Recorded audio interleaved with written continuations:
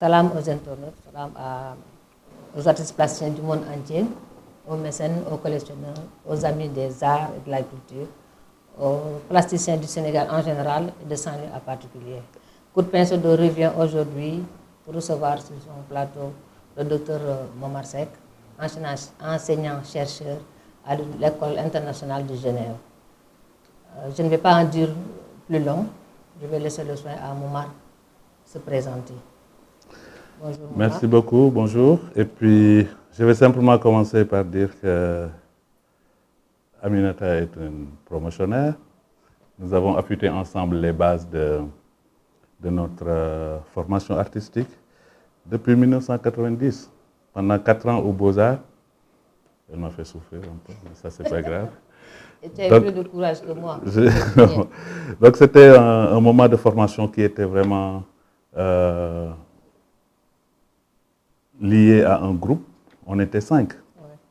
Ouais. Et ces 5 gardaient une certaine motivation qui nous a permis quand même de continuer dans notre progression de l'amour de l'art.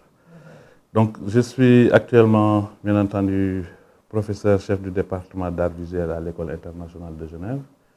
Mais comme j'ai commencé à le dire, j'ai commencé ma formation au Sénégal, à l'École normale supérieure d'éducation artistique. Et après cela, j'ai obtenu une bourse de l'Office fédéral de la culture suisse pour faire un perfectionnement en art visuel. Et au terme de cette formation, j'ai commencé à enseigner à l'École internationale de Genève. Et mon désir de lier ma pratique à une théorie et surtout mon désir de réflexion autour de ces activités artistiques et de l'art en général, de tout ce que ça englobe comme système de valeurs, m'a poussé quand même à développer une recherche en thèse pour les arts plastiques, mais spécifiquement la réflexion sur la réutilisation des objets et des matériaux en étant plus spécifique dans l'art sénégalais contemporain, mais bien entendu impliquant l'Europe avec des détours avec d'autres artistes africains. Voilà. Docteur Danko, excuse-moi Momar, je dis Momar, wow. Maud, tu es enseignant-chercheur, tu es chef de département, tu es artiste plasticien et tu es écrivain aussi. On reviendra là-dessus un peu plus tard. Comment arrives-tu à allier ces deux? Parce qu'on sait qu'en tant qu'administratif, ce n'est pas évident. Oui. En tant que chercheur, ça allait moins. Et si on veut allier les deux, plus la production artistique, ça peut être un peu plus compliqué. Oui. Et comment est-ce que tu arrives à... Tout à fait. Bon, c'est un tout, disons que c'est un tout, parce que, je veux dire, je ne suis pas... Chaque fois que je fais quelque chose, je ne suis pas une personne différente. Je suis un ensemble qui a ses possibilités de faire ces multiples choses et qui se retrouve devant une seule chose fondamentale, qui est le désir et l'envie d'aller en avant. Alors, dans le côté administratif du travail de gestion de département, ce côté aussi nécessite une certaine créativité, une manière de voir, une manière de changer les choses, de trouver de nouvelles pistes et de nouvelles sources d'enchantement qui permettent quand même aussi de se lier à ce côté artistique, la peinture, la sculpture, qui aussi, on cherche ces mêmes choses là-dedans. Donc, on me dit souvent que ça a l'air d'être beaucoup de choses en même temps, mais au fond de moi, je pense faire une seule chose, en diversifiant les activités de temps en temps. C'est bien, comme tu le dis, c'est un ensemble. Tout à fait. Enfin, c'est transversal ou complémentaire, ce sont des activités complémentaires. Tout à fait. Donc, la recherche, la production, évidemment, c'est à partir de la recherche qu'on fait des productions. Voilà. Et je vois qu'à travers certaines de tes productions, tu donnes une seconde vie à des objets déjà utilisés, à des objets qu'on pense inutiles. Oui. Donc, à quoi est due cette orientation? Quand j'étais encore plus jeune, je ne suis pas encore vieux, quand j'étais encore plus jeune, je pense que ça me fascinait de voir qu'il était possible que des personnes jettent quelque chose dans la rue, ça tombe sur les mains de créateurs, l'objet est jeté à la poubelle, le créateur le prend, le transforme à sa manière avec sa source créative. Et cette chose qui était jetée à la poubelle, revient à la maison et on lui trouve un salon, un espace privilégié pour être accroché. Donc, cet élément-là m'a toujours fasciné. Pour revenir à l'utilisation des objets de l'environnement, de mon environnement immédiat, bien entendu, ça c'est lié aussi à notre enfance. Donc, on avait toujours cette possibilité de rassembler des choses, de créer de nouvelles choses pour pouvoir sortir des moments récréatifs. L'utilisation et la réutilisation, si on le sort du contexte artistique et on le garde dans le contexte social, on sait que, par exemple, le pot de tomate, djek boudjar, on fait du thieboudian avec, on sort la tomate, on fait du thieboudian avec. On le sort et le jeune talibé, il l'utilise pour demander des étreintes. On le porte, la tante l'utilise pour vendre ses cacahuètes. Et quand l'objet est dans une situation où on ne peut plus l'utiliser parce que ce n'est plus un contenant, et avant, ça passe d'abord par le pot de canari là, pour qu'on boit avec. Donc, de multiples fonctions de l'objet dans la société et de multiples réutilisations qui fait qu'il y a un transfert qui se fait dans l'objet parce que l'objet change de forme, parfois de couleur, et parfois même la structure change un tout petit peu. Et dans l'état nouvel dans lequel il est, l'objet présente une certaine importance artistique. Et c'est là vraiment que l'artiste essaie de chanter la beauté des choses usagées, de chanter la beauté des choses qui sont jetées et qui portent quand même les empreintes sociales. Je me rappelle d'un artiste béninois, Romuald Azoumé. Azoumé, oui. Il disait souvent, je renvoie à l'Occident, voilà, ouais. Sa poubelle, ouais. En transformant effectivement tout ce qui est bidon, tout ce qui est poudre, tout ce qui est. Oui, tout à fait. Donc c'est en interrogeant effectivement son environnement qu'on se rend compte que rien ne se perd comme on dit, oui. se récupère. Tout à fait. Bon, moi je vois que bien entendu, chez Azoumé, c'était l'idée de renvoyer à l'Occident la poubelle. Et dans mon travail artistique, c'est l'idée de magnifier la poubelle que nous avons. Tout à fait. Nos objets, nos tissus qu'on jette, les éléments qu'on n'est plus à mesure d'utiliser et qui deviennent des chiffons que l'on jette. Donc c'est une manière de réenchanter, de les retrouver et de leur donner une nouvelle source de vie. Dans le courant de l'histoire de l'art, ça a toujours existé des artistes qui utilisaient les choses jetées à des fins plastiques, notamment dans le courant de l'histoire de l'art, on peut nommer les nouveaux réalistes en Europe, on peut nommer les pop artistes, certains pop artistes qui ont mis vraiment de l'importance dans l'objet. Et j'ai souvent plaisir de dire, quand je parle de l'histoire de l'art, que le pop art africain existe aussi. Le pop art africain dans le sens où notre utilisation des éléments de consommation de notre société est aussi un point de vue pour certains artistes et qui développent. Donc, c'est quelque chose que nous trouvons assez nouveau dans le sens de l'art, mais que énormément d'artistes commencent à utiliser et qui donnent de l'importance. De plus en plus d'ailleurs. Tout à fait. Je rappelle juste que vous suivez votre émission Coup de pinceau 2 avec Motsek, artiste plasticien, vivant à Genève et en résidence à Bargny présentement. Je profite aussi pour faire un petit coucou à Madame Dien Matidjo, Pape Maligna et Nathalie Colli, nos promotionnaires de l'École normale supérieure d'éducation artistique. Et depuis lors, je vois que Vieux, je le vois assez régulièrement. Donc, on se remémore les choses. C'est vrai que c'est plus difficile avec les dames. Nathalie Colli, Mati. On ne voit plus. Tout à fait. Aminata au musée. Merci beaucoup. Revenons donc à ton travail, Momar. Est-ce qu'on peut connaître ta démarche artistique?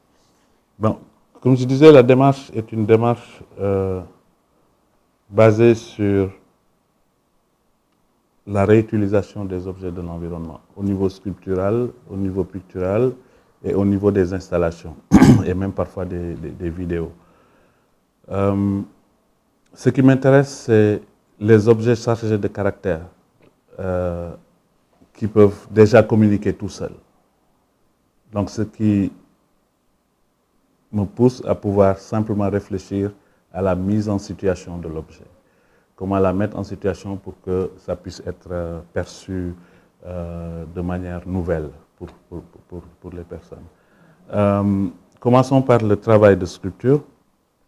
Ce travail de sculpture, avec notamment ce fagot, qu'on appelle le fagot de bois, c'est qu'on mettait sur la tête, on allait chercher dans la brousse. Le fagot de bois m'est venu avec un désir très fort de travailler sur la notion de l'unité et de la diversité. J'étais en Europe, je pensais très fort à ces choses, des moments où il y avait énormément de discorde au niveau social, au niveau des considérations, des croyances et tout ça. Donc il y avait énormément de discorde au niveau des gens.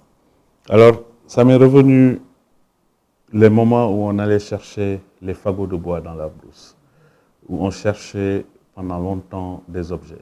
Un objet ici, un objet là, par là, dispersés dans la brousse, on les rassemblait quand même. Et après les avoir rassemblés, quand même, on cherchait une liane, un tissu ou n'importe quoi qui peut attacher. On attache ce fagot et on pose sur la tête pour amener à la maison. Avec une utilité vraiment importante de cuisiner, bois de chauffe, ainsi de suite. Alors, ce n'est pas la fonction de l'objet qui m'intéressait, c'est-à-dire le bois de chauffe ou l'utile, mais ce qui m'intéressait, c'est ce moment où j'allais chercher de différents côtés des choses qui n'étaient pas les mêmes, ils n'étaient pas des mêmes arbres, les bouts de bois, et le fait de les mettre ensemble, pour moi, c'était comme une manière de les réunir. Alors, quand j'ai voulu travailler sur l'unité et la diversité, j'ai pris le fagot de bois comme symbole. Le fagot de bois est composé d'éléments pluriels, mais il est un élément singulier. Donc c'est un objet singulier, mais composé d'éléments pluriels. Qu'on pourrait penser même à une société. La société est composée de plusieurs individus, mais ça reste quand même une société. Et que les bouts de bois sont insérés de manière à ce que les uns ont besoin des autres. Ils ne sont pas collés indépendamment. Chaque bout de bois est retenu par la tension et la force de l'autre. Ce qui est important dans le lien social, que l'on soit là, s'épauler et entretenir les uns avec les autres. Donc, c'est un travail que l'UNESCO avait primé en 2004 avec le prix de l'UNESCO pour la promotion de l'art. Parce que ça intervenait aussi dans ce travail la notion de diversité. Parce que j'utilise des textiles et le textile quand même est un élément assez important pour signaler la provenance ou les réalités culturelles. Par exemple, les jolis textiles que tu as, on pourrait penser à un travail du batik qui est clair. On pouvait penser de quel endroit ça a été fait. On pourrait penser quelles sont les techniques qui ont été utilisées. Ce qui informe aussi sur les réalités de la société elle-même et de son évolution.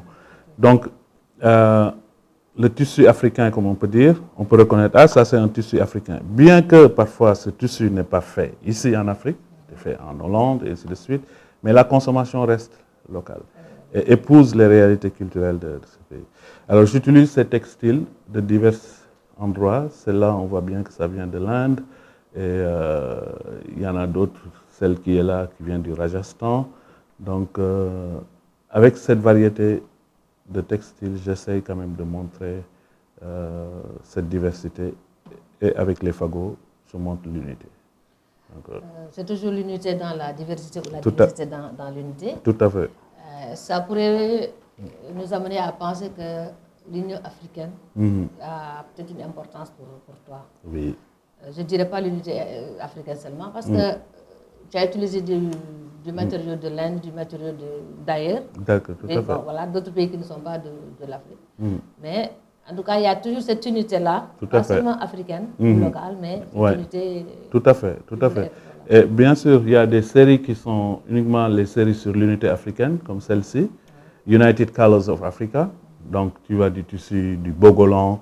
Parce que le bogolan, en quelque sorte, on dit tous, par nature, le tissu bogolan, mais le tissu lui-même peut être du coton, le tissu peut être du satin, le tissu peut être n'importe quoi. Mais c'est la technique de réalisation qui est liée aux fonctions et aux réalités traditionnelles de ce pays qui en fait du bogolan. Donc, cette réalité-là, j'essaie de magnifier avec certaines spécificités pour parler de divers endroits de l'Afrique, de divers endroits du monde et chanter cette unité en quelque sorte.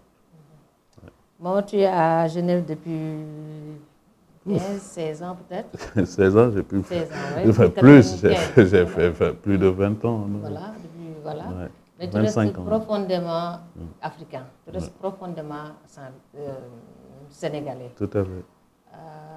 Est-ce à dire que tu refuses pas de t'ouvrir ou en tout cas d'intégrer l'Europe, mais en tout cas tu n'as aucune envie, tu ne sembles pas en tout cas vouloir quitter Ouais. ton continent, Oui, bien entendu. ta culture même de Oui, culture, ouais. tout à fait. Bon, ça c'est lié à l'éducation. Hein. C'est l'éducation. J'ai la main sur des bouts de bois.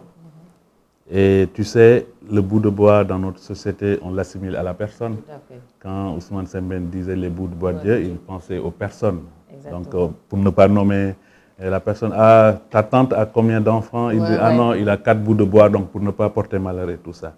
Et le bout de bois, Matte,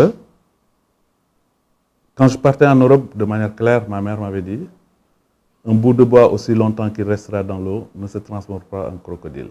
Donc quelque chose qu'elle a repris de quelqu'un d'autre et quelqu'un d'autre.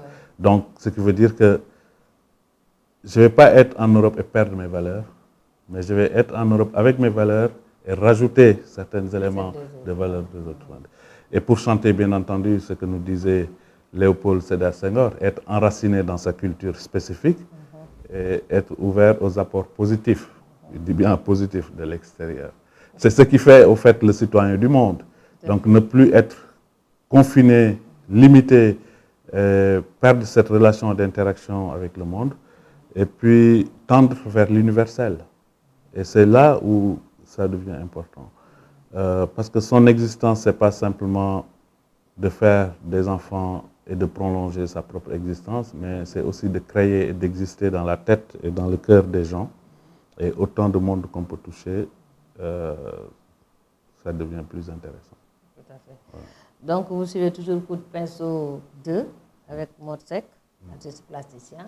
Momar Seck. Momar Seck, comme il dit. Mais nous appelons familièrement ou affectivement, en tout cas, Morsec. Oui, Morsec. Voilà. Ouais. Donc, vous suivez Coup de pinceau sur votre chaîne Samprod.sn, Samprod-sn. Abonnez-vous et cliquez sur la cloche et vous aurez les notifications à chaque fois qu'une nouvelle vidéo sera postée. Revenant sur ta démarche artistique, Momar, tu as écrit 2 ouvrages, dont l'un est en édition, l'autre est déjà sorti. On dit souvent que l'artiste est généreux, bien que la plupart ne le pensent pas ainsi. Ils veulent tout avoir tout seul, c'est regrettable, particulièrement au Sénégal. Mais tu as voulu partager, tu as voulu en tout cas communiquer sur ce que tu fais, tu as voulu partager ta connaissance, tu as voulu partager tout ce que tu avais de plus cher, c'est-à-dire l'art, tes créations et autres. Est-ce que tu peux nous parler un peu de ces ouvrages-là? Oui, parce que de conviction personnelle, je pense que le partage est la meilleure chose, la chose la plus importante. Exactement. Et pour revenir au caractère de l'artiste dont tu faisais mention avant, si on enlève la générosité d'un artiste, on a beaucoup de mal à trouver quelque chose de fondamentalement important. Le but dans la création, dans un certain sens, c'est de pouvoir partager avec les autres aussi, par autre manière, à part le fait que ça crée une satisfaction personnelle, mais c'est de pouvoir partager avec les autres. Et le fait d'écrire et de partager les éléments de ma démarche est aussi lié à ma fonction de pédagogue, de partage. Tout à fait. Parce que la notion de transmission est fondamentalement importante et qu'il faudrait laisser quelque chose qui va dans ce sens-là. C'est très difficile, par contre, de lier la production artistique à la production littéraire parfois, ce qui fait que l'atelier change de configuration. Parfois, c'est rempli de peintures, parfois, toutes les peintures sont rangées, c'est rempli de livres et de bouquins pour la recherche. La recherche est fondamentale dans tout ce qu'on fait, pas simplement que dans l'art. La recherche est fondamentale et les artistes, quand même, doivent réfléchir à ça et à développer un peu cette recherche. Celui-là reste beaucoup plus en termes imagés au niveau de sa publication. Et le nouveau, qui est sur l'art africain contemporain, ma démarche plastique en partage, qui sera édité par Baobab Édition, ici à Dakar, est un livre qui parle plus du lien de mon travail avec le travail des autres artistes, qui développera encore plus le lien de l'artiste africain, de ses relations ou de ses désaccords avec ce qui se fait ailleurs dans le monde. Et c'est une joie, pour moi c'est une satisfaction quand j'arrive à ce moment-là de pouvoir partager avec les autres.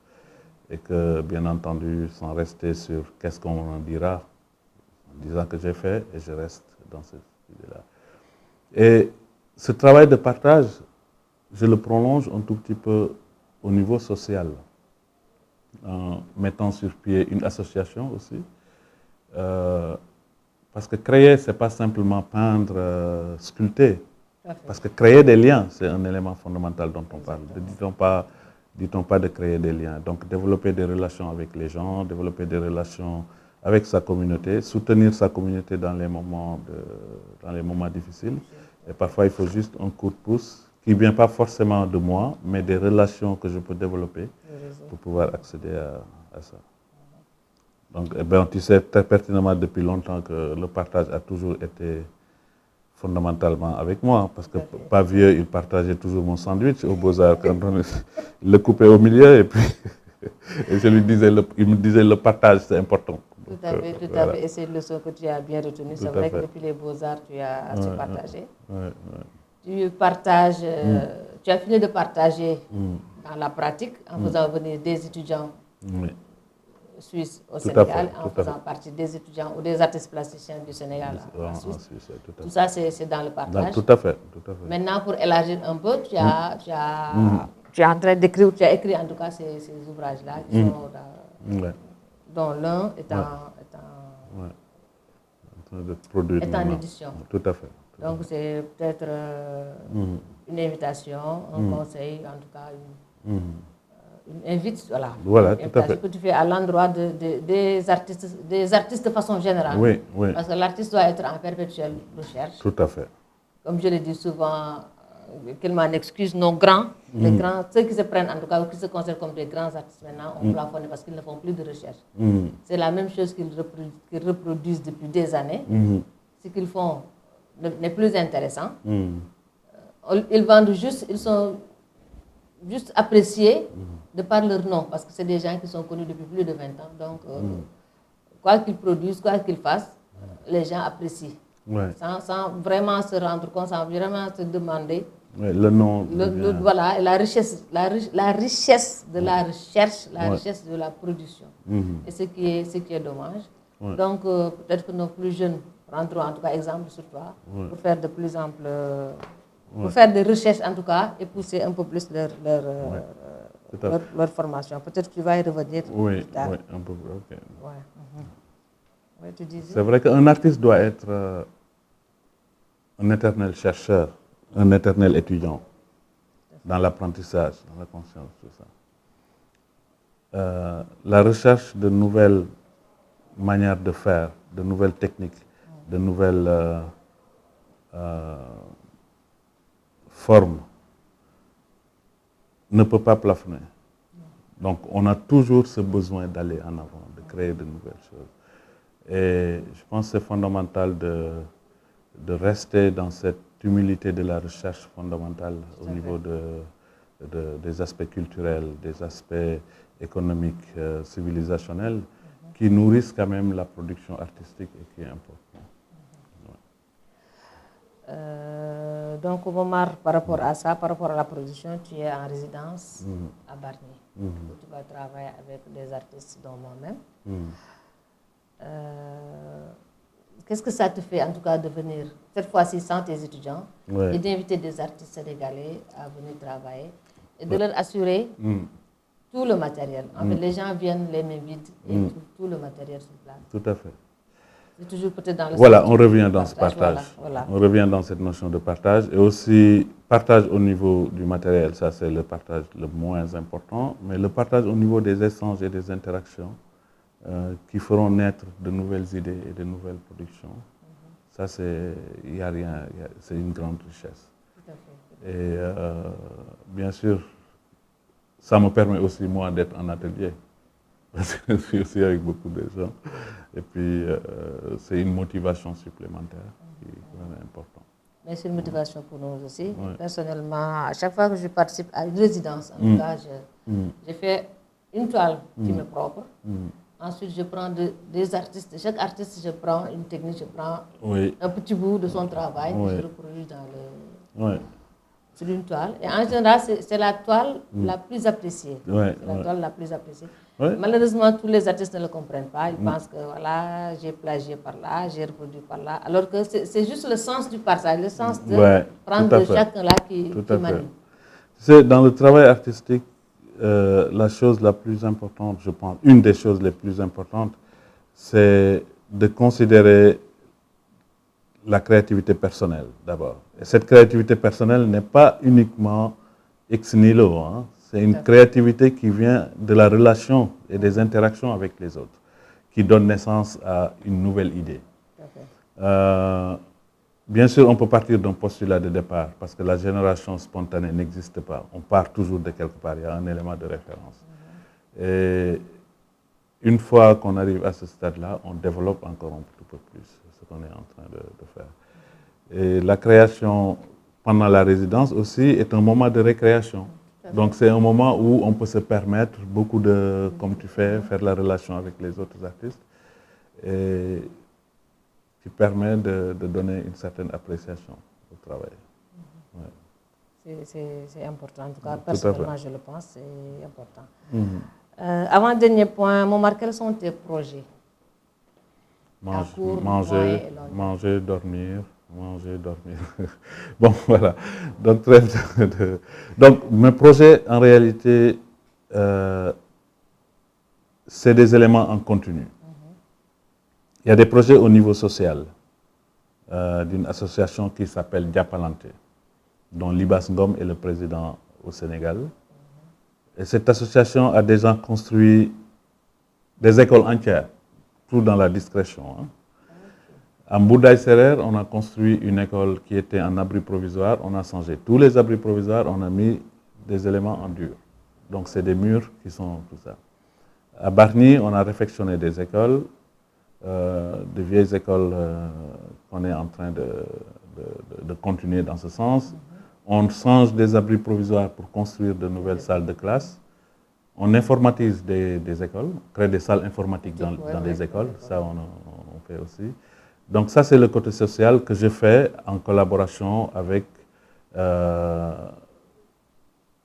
les élèves, en collaboration avec la population locale. C'est un travail que fondamentalement ça me touche à cœur. C'est pourquoi il y a à Genève Stéphanie Kissner qui travaille avec moi là-dessus. Il y a les étudiants de l'école qui travaillent avec moi là-dessus. Et au Sénégal, il y a Libas qui développe toutes les interactions et les connexions avec les autres. Ça, c'est le côté social et ça continue. Je pense dans le futur, on a une école, une vieille école qui s'appelle École Mix, qu'on est en train de voir comment la réfectionner.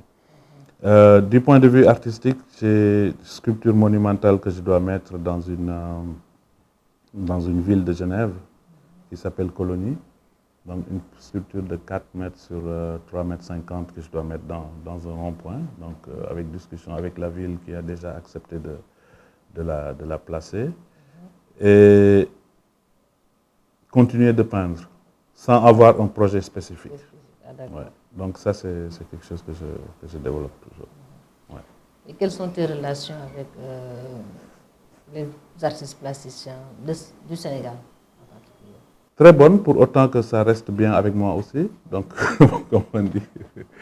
Mais c'est de très bonnes relations. J'ai une relation particulière avec les aînés. J'ai Djibril André Diop, Abdoulaye Ndoye, avec qui je vois beaucoup plus... sur une base plus régulière, qui j'avais invité à Genève, qui sont venus, qui ont exposé leur travail, que les gens ont apprécié.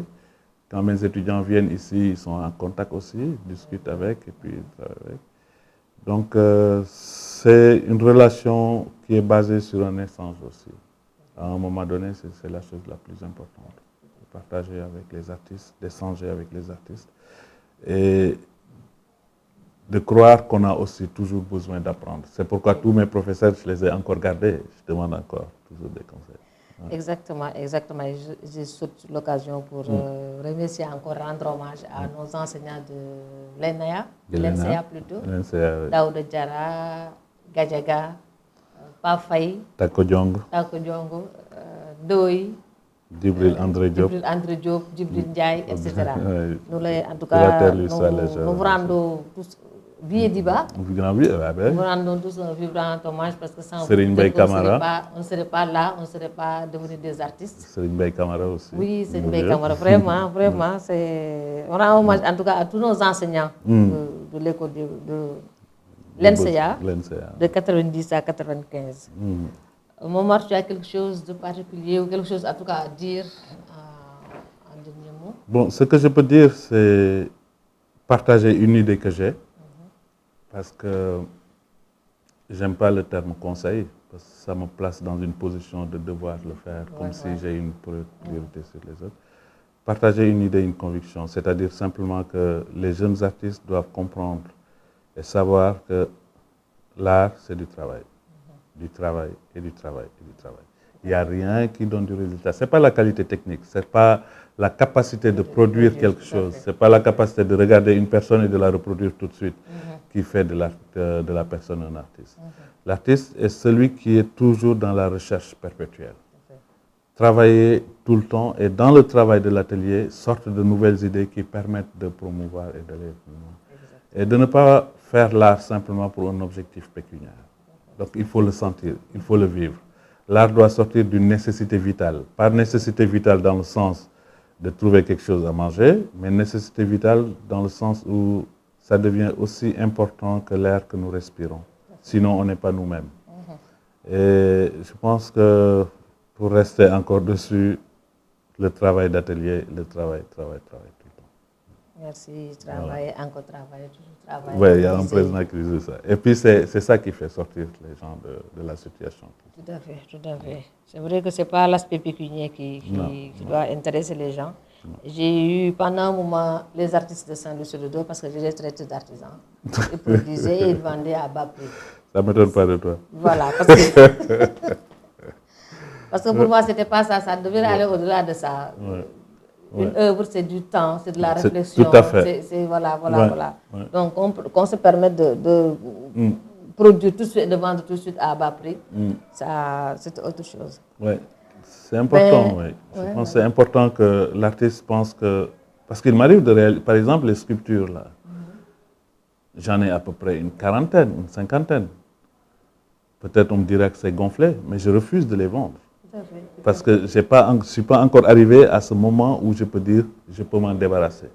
Je fais des peintures, je vends certaines peintures et tout ça, mais ça, je refuse de les vendre. Je les fais par mon plaisir, par mon désir de garder, ainsi de suite. Donc ça reste toujours dans ce sens-là. C'est ce que je disais tout à l'heure à Moussa. C'est le plus vieux plasticien du Sénégal présentement, tonton Adama Silla, à qui j'ai fait un grand coucou.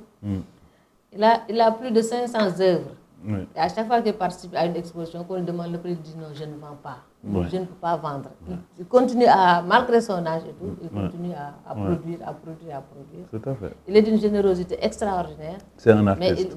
Mais il ne vend pas. Il peut faire des châssis et remettre aux gens, il peut faire donner de la peinture, etc. Tout le matériel qu'il faut, mais il ne vend pas, il ne veut pas vendre. Donc nous sommes arrivés au terme de notre émission. Merci beaucoup. Au dernier mot, Momar. Merci beaucoup. C'était un énorme plaisir de te revoir après plusieurs années. Après plusieurs années, et de voir l'équipe de production gars magnifiques qui sont là. Et de pouvoir partager aussi un moment ensemble. Ça, et de vous encourager dans le travail que vous êtes en train de faire tous ensemble. Voilà. Donc pour moi, c'était un énorme plaisir. Venir au Sénégal, profiter de cette occasion, c'est une cerise sur le gâteau. Donc, merci beaucoup. Plaisir partagé, vraiment. On a été très complices aux Beaux-Arts. On est resté jusqu'à présent. Depuis 90 qu'on se connaît. Oui, tu embêtais toujours. Voilà. C'est vraiment un énorme plaisir de te revoir, un énorme plaisir de partager avec toi ces résidences, de partager avec toi ce plateau. J'espère que j'aurai l'occasion d'avoir Pape Malik un jour, d'avoir Mathie ou Nathalie, en tout cas de revoir toute l'équipe et pourquoi pas de monter une exposition. Ensemble, oui. Voilà, ce serait magnifique. Ouais. Vraiment. On doit le faire un projet ensemble. On va sceller ce projet devant tout le monde. D'accord. On va le faire. D'accord. Bon, quand le corona nous laisse le temps de s'organiser. Inch'Allah. En tout cas, merci de nous avoir reçus chez toi. Merci beaucoup. Merci de nous avoir reçus dans ta résidence à Bargny. Avec toutes les commodités, vraiment, on est très à l'aise. Merci beaucoup. Merci à l'équipe, à Sam Prod qui m'a accompagné. L'équipe qui s'est déplacée vraiment et qui m'accompagne à chaque fois partout où je vais. Ils sont courageux en plus. Vraiment. Ils sont courageux parce qu'ils sont avec moi. Je n'ai pas sérieux. En tout cas, merci aux techniciens, merci à tout le monde, merci à Momar. Merci à toi. Donc, vous suivez votre émission Coup de pinceau 2 avec Momar Seck, artiste plasticien, résident à Genève. Et qui est l'initiateur de cette résidence qui est en train de se passer présentement à Bargny. Merci et à la prochaine.